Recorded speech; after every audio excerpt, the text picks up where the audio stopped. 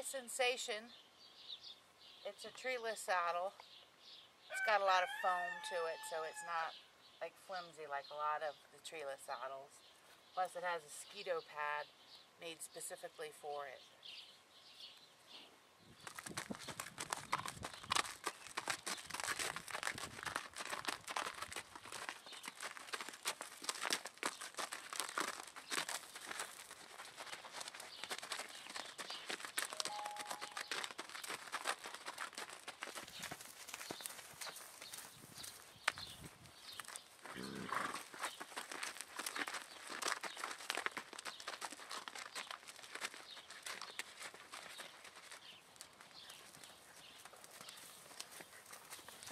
This next saddle is my Specialized saddle.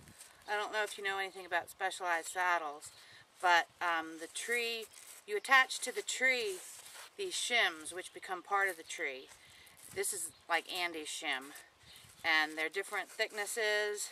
You can fill in gaps, so if a horse has more rock, you can add more shims to the middle. So you can basically customize it to each individual horse. The problem is this saddle kills my knees, and I don't have a clue as to why. So maybe you can get a clue. I was thinking it had something to do with the way my feet are angled in the stirrups. And maybe I could just put a wedge to the outside of my stirrup so my feet are more like this instead of like that. But I don't know. I don't know what the reason is.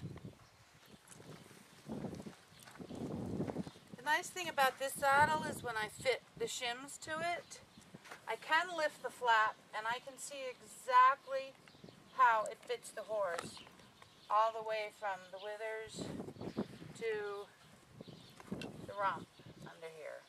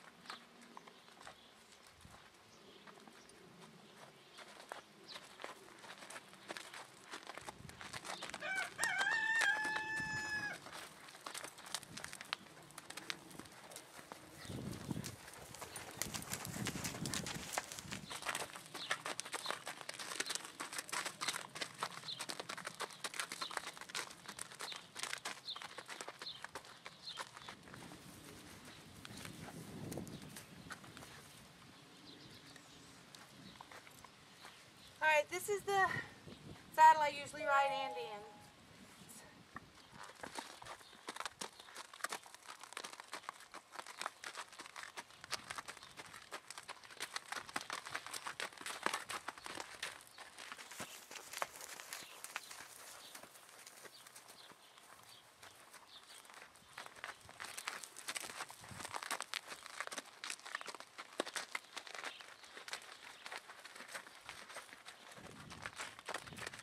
Alright,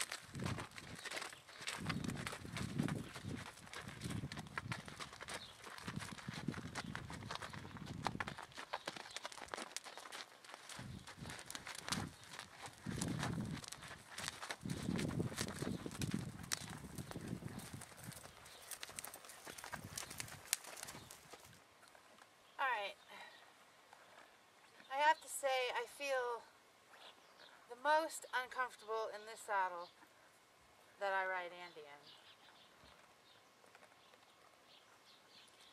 Which kind of is a revelation that I'm riding him in a saddle that I'm not comfortable in. So, those are all four of my saddles. My saddle on Andi. I've always just thought it was too wide here, which is typical of Icelandics. But let's see.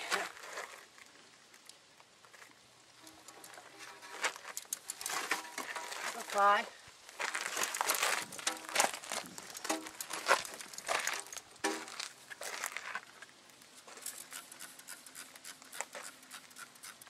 Now this has always surprised me about Andi.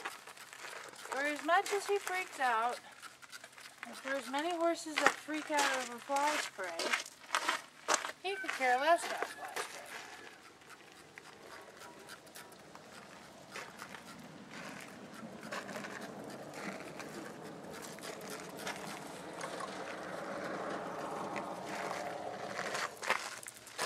Okay.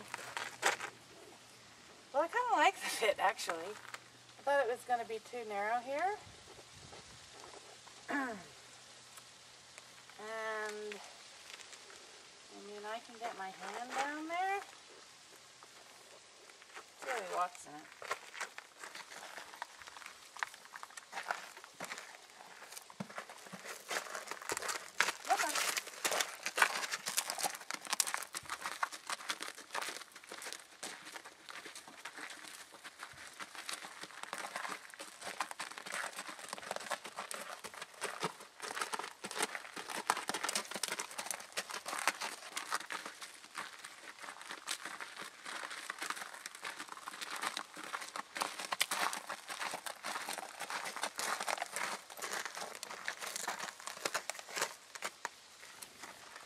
It's really good.